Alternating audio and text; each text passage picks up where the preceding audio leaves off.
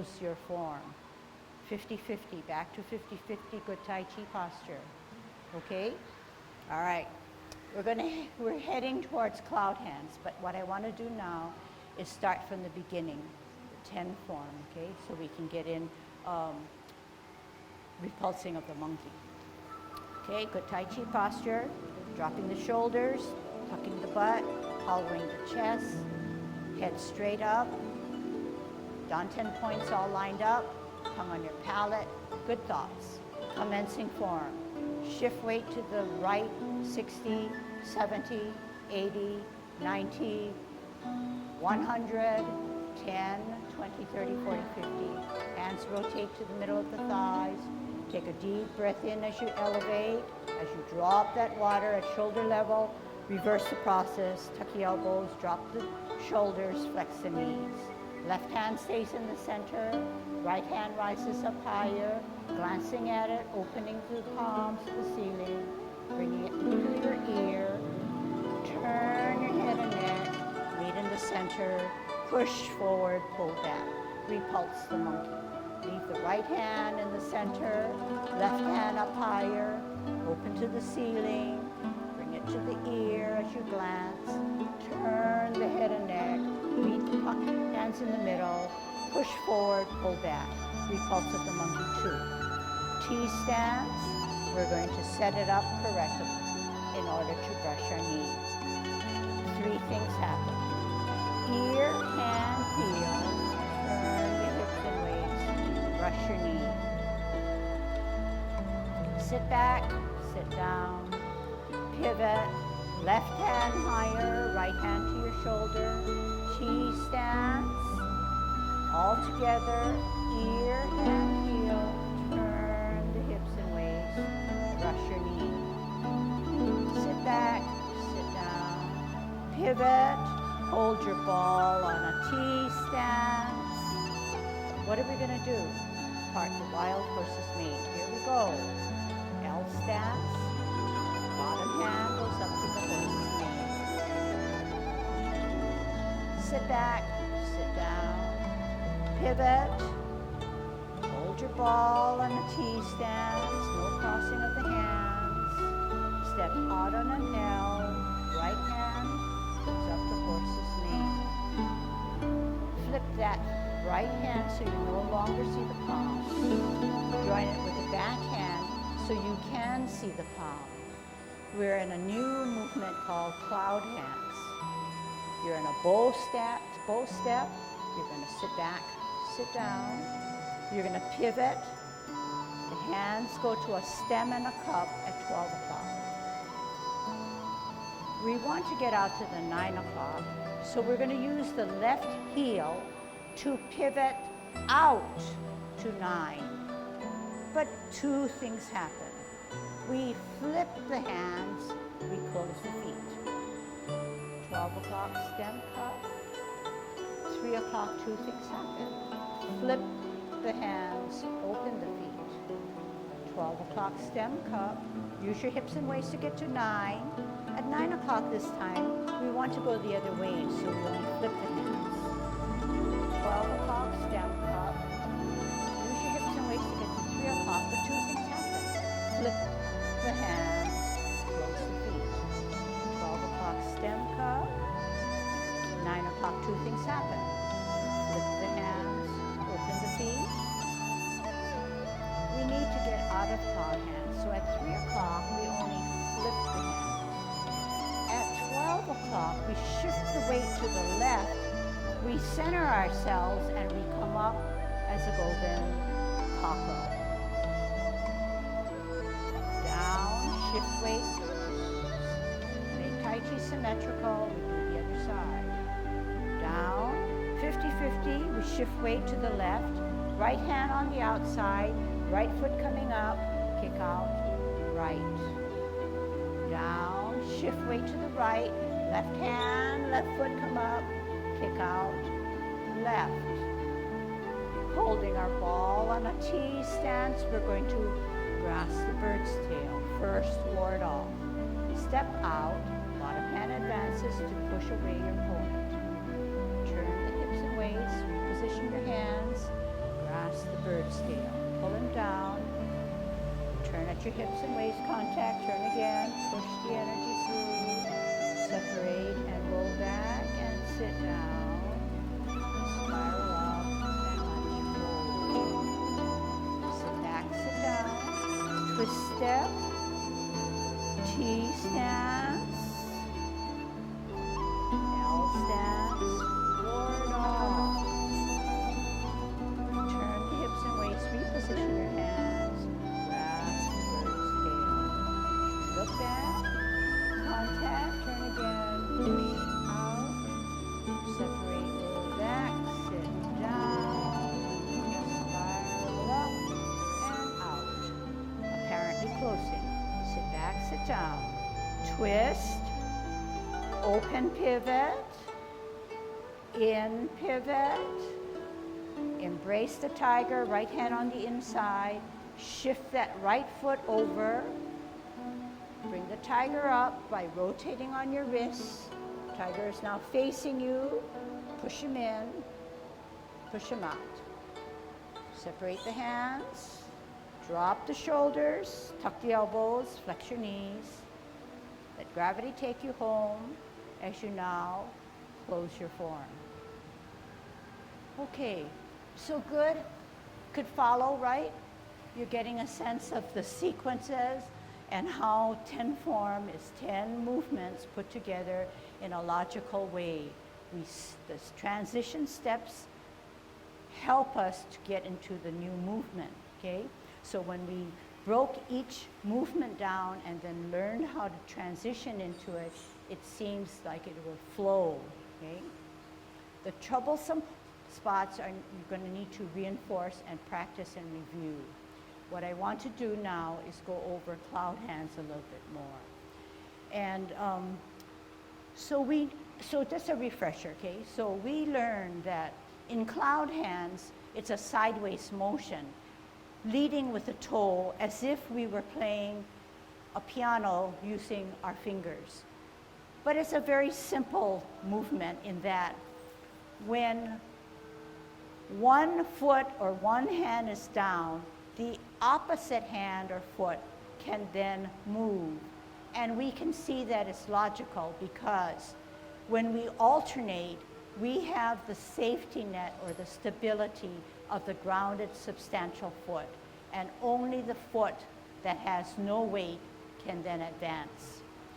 So every time we advance, it's to the side and our feet are always parallel. So it can never be leading with the heel. It could never be in an oblique position like this, but like this, okay, like this. We also said that if once we have our feet work or footwork laid down really well, then we could add hands. But we also remember that to float like clouds using your whole body, the best part of your body is to use your hips and waist. Once you decide that your hands are the most important part, you're losing the essence of Tai Chi. You're not really doing Tai Chi. Okay? So you understand me so far. So if you understand that premise in which the hands are going for the ride and the hips and waist are the drivers of your motion, you won't have to worry about where your hands are, okay? So remember what I said, and this is not only for cloud hands, but for everything, okay? In cloud hands, the hands are directed by the hips and waist. If I use my hips and waist and I position my hands where I need it to be, I won't have to worry. And maybe you say, well, because you're not even moving. But no, yes. When I get to the extreme and I'm going to feel like I'm going to topple, what do? I use safety. When I get out to this side, I feel like I'm going to fall, I have to move and open. When I want to go to the other side, I use my hips and waist, my hands go for the ride. If I don't move my hips and waist, it would not only look goofy, but I'm not using my body in the best way. But once I decide and understand the premise that my hips and waists help me, I hardly have to know anything about my hands. They come out to the extremities of the 3 and the 9. They need to pass through the 12 o'clock. It's because this guy is directing it, okay? Then we said, well, why don't we just put our hands like this? And yes, they do work like this too. But for Tai Chi, we need to refine something. So we say, we're reading the newspaper, and we have to turn the page, and we have to follow the top hand. We can't read the newspaper like this because it will fall, right? So the logic is the top line of the newspaper is where our fingers are appearing and where our glance is appearing. But however, the word or the print is not just there, it's out into infinity. So in all Tai Chi, you're looking in that direction, but you're looking way out into infinity, okay? So I thought about how much we had worked on cloud hands, and I know that it is a difficult movement. We talked about the feet being parallel. We talked about the hips helping us to drive our movements.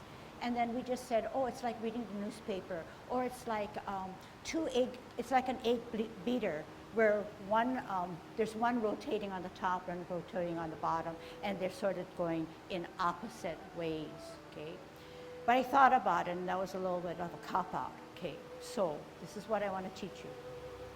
The top hand is always, the palm is always, you can always see the palm.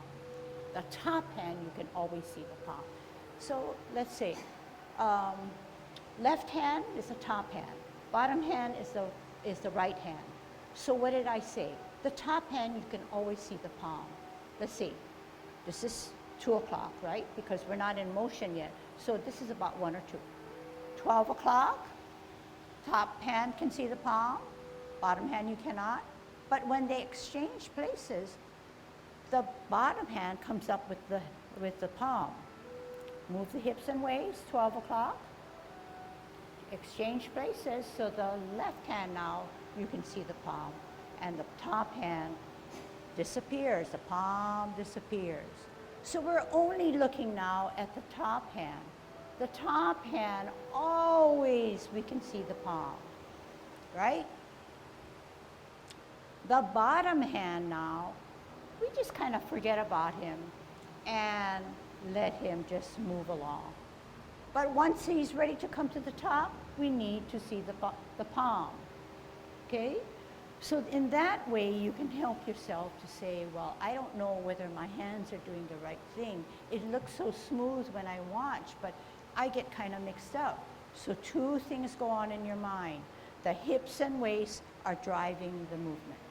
Hips and waists are turning and helping me, and my hands, if set up correctly, they will go with my hips and waists. 12 o'clock, I shift my weight, okay? So what is it, where is it that our hands have to be, and what is it that it has to trace? When you trace something, you use your hands to follow the borders of an image.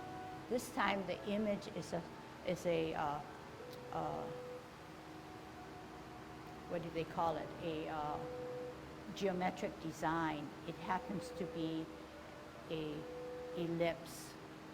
So unlike a rectangle, an ellipse has rounded corners, okay? So if we're floating like clouds, we can never be down, down, because clouds are not just formed that way, because it's not helping our Tai Chi. In Yang style Tai Chi, the primary characteristic is roundedness, circles, spirals, not so much abruptness and force and sharpness, okay? So along that line of understanding, The arms, the elbows are never taut and tight. The energy has to flow with some softness and relaxation. Once it's out like this, it's no longer yang style, okay?